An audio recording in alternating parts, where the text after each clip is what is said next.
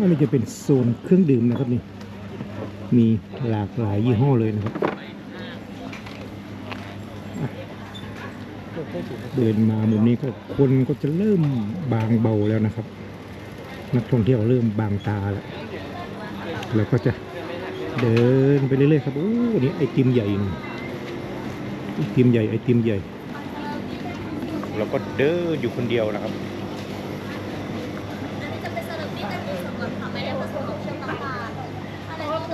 สับเมี่ยงคำไปแล้ว2 ไม้นะครับตัวนี้ก็กำลังมองอยู่ว่าจะกินอะไรต่อดีนะครับ